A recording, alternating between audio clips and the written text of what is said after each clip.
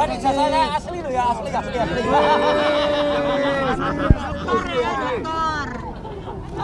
Ini yang ketiga Mbak ya? Yang terakhir? Yang satu dua apa? Begini ya, tadi saya mendengarkan tanggapan dari JPU atas nota perlawanan yang kami berikan ya pada minggu lalu. Ya, kurang lebih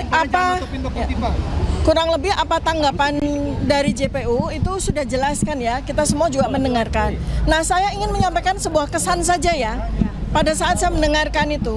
Begini ya, teman-teman semuanya, saya ingin mengingatkan kepada semua masyarakat Indonesia bahwa seseorang bernama Joko Widodo itu sudah menjadi pejabat publik sejak tahun 2005 ketika menjadi wali kota 2 kali, kemudian menjadi gubernur DKI Jakarta, kemudian menjadi presiden 2 kali. Nah, apakah Anda ingat kapan pertama kalinya Joko Widodo itu mengaku bahwa dia lulusan dari UGM? Itu tahun 2017.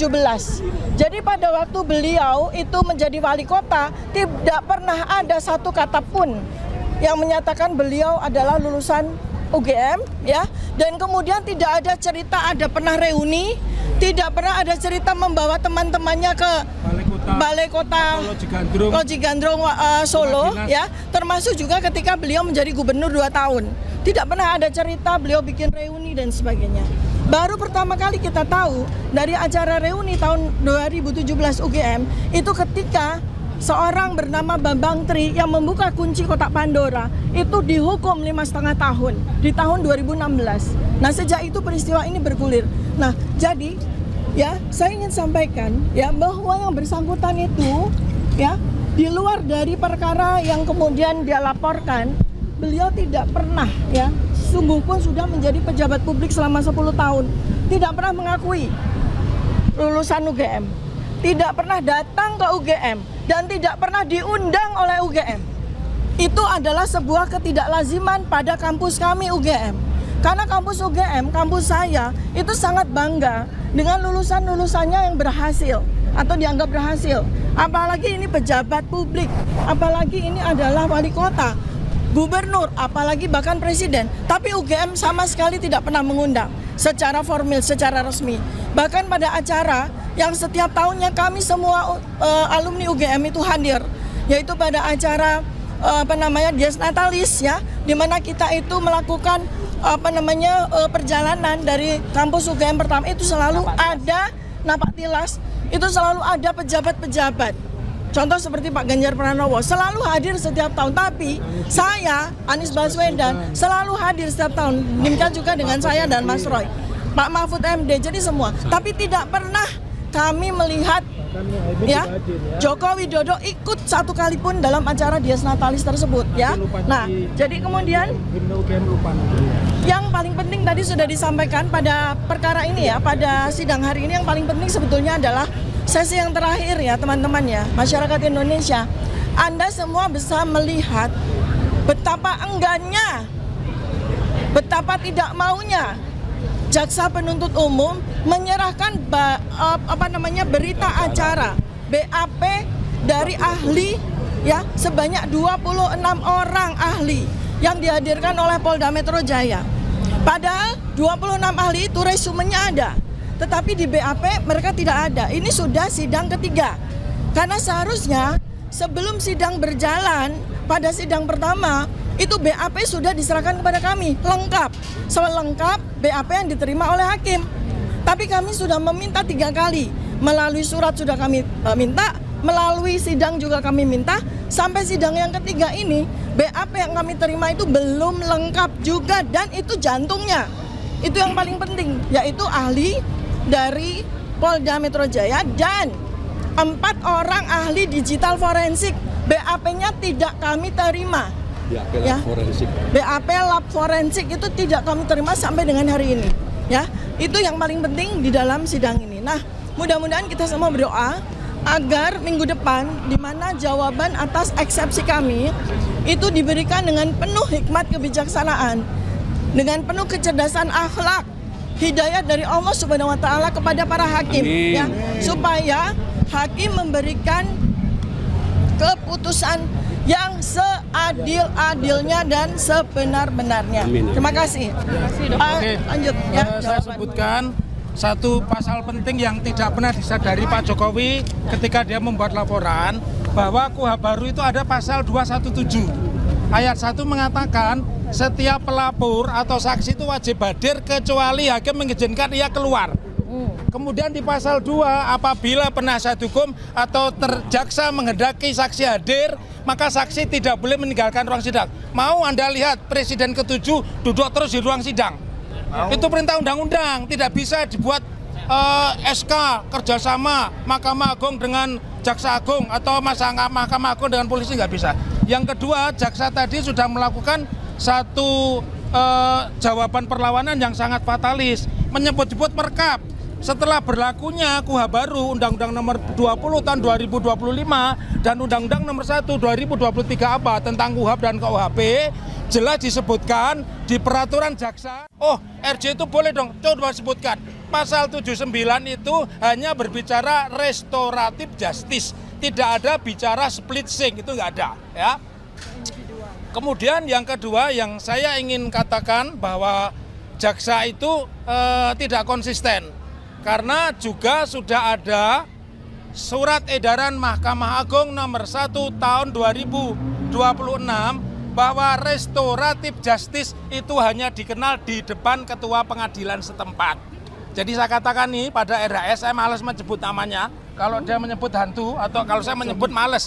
RHS, DHL, dan ES itu tidak berlaku. Ada orang memperadilankan polisi, mereka masuk penjara. Iya, karena itu sudah diatur jelas di SEMA nomor 1 tahun 2026. Dan kebetulan di antara PH ini 3 adalah dosen-dosen pidana di perguruan tinggi, ya.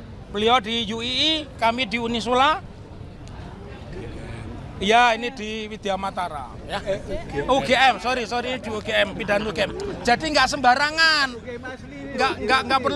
nggak perlu ditanya ijazahnya, ya.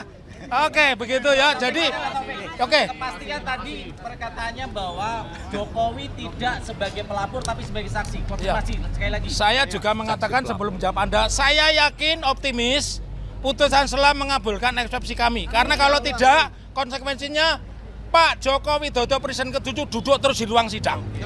Anda bisa bayangkan 27 penanya itu nggak ada dibatasi pertanyaannya. Senang banget. Iya. Kenapa? Terus pertanyaan apa tadi? Tadi tentang dari Dan kalau tadi kata-kata bersayap loh, seandainya sidang berlanjut loh. Ayo. Kalau Pak Jokowi statusnya bukan sebagai pelapor tapi sebagai saksi, itu yang saya tanyakan. Saksi pelapor. Saksi pelapor. Artinya dia terkena pasal 160. Ya. Jelas beliau tidak hadir ya. Nanti kita jemput bareng-bareng bikin perkap baru gitu ya. Bikin perjak baru. Oke. Kenapa dalam persidangan itu dibilang nomornya adalah 301 pit B, tapi tadi jaksa bilangnya ada 301 pit sus. Ini sebenarnya sidang pit sus atau pit B? Itu harusnya pidana biasa. Ya pit B. Ya, pit B. Kembali ke tidak cermat. Ya. Tapi kalau di depan sidang kan nggak boleh tipu ya, nggak boleh tipu dong. Pasalnya salah begitu, itu namanya jaksanya baru belajar namanya. Karena Ya. cuma saya tadi cek di beberapa. Tapi berita, sekali lagi saya optimis dan optimis Pak Jokowi tidak pernah hadir. 162.000% nggak pernah hadir. Karena kalau hadir itu sepertiga dari kekuatan polisi harus dihadirkan di ruangan sidang. Kalau mantan presiden kan sepertiga kekuatannya kalau pengamanannya, ya. Oke. Tanggapan Mas Roy, sekali lagi kehadiran saya di sini ke tengah. Oke. Sekali lagi kehadiran saya di sini adalah untuk menegaskan bahwa saya dan Dr. Tifa itu tetap bersama. Tidak ada yang namanya pecah-memecah, itu nggak ada. Demikian juga para lawyer. Lawyer kami selalu kemudian bersatu, kemudian selalu memberikan masukan-masukan, termasuk ya ada banyak hal yang dari sidang pra-peradilan yang saya lakukan di Pengadilan Negeri Jakarta Selatan itu sangat bisa dimanfaatkan oleh Dr. Tifa. Misalnya apa? Misalnya kemarin ada ahli yang kata dihadirkan oleh pihak termohon, yaitu Polda Metro Jaya, ahli yang kata ahli hukum tapi tidak mengerti ITE sama sekali. Hukum ITE tidak ngerti, dan tidak ada satu saksi pun yang dihadirkan. Jangankan ahli, tidak ada satu saksi. Dan kemudian ini terkait juga dengan ahli yang dulu, yang Aristo Pangaribuan, yang dia juga malah mengatakan berkas ketika penangkapan, penahanan, dan penggeledahan itu cacat formil. Ya, jadi sekali lagi, terus lakukan apa yang harus dilakukan oleh tim kalau bahasanya one for all. One for all, all for one. Yes. Dan kalaupun insya Allah Dr. Tifa dan pengembangan melakukan dan kemudian eksepsi dan eksepsi ini dimenangkan oleh beliau-beliau itu namanya bukan kami melarikan diri. Tapi memang kami itu menandakan Jokowi tetap berjadi dengan ijazah palsunya. Jangan percaya pada radio rusak. Ya, ini radionya nggak rusak ini. Itu ya, saya kira itu aja. Biar porsinya terlebih banyak timnya Dr. Tifa. Saya aja. Saya 162.000% Jokowi nggak hadir. Hidup Dr. Tifa. Ya. Kita makan sate lagi.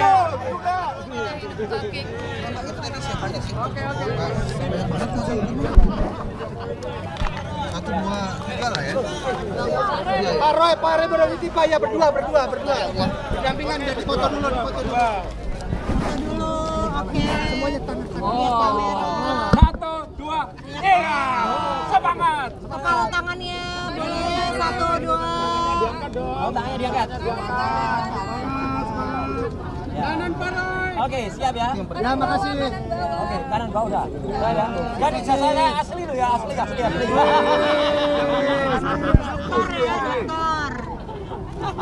Ini yang ketiga mbak ya? Yang terakhir. Yang Ya, satu makasih Mas dua apa? Roy. Ya, oke.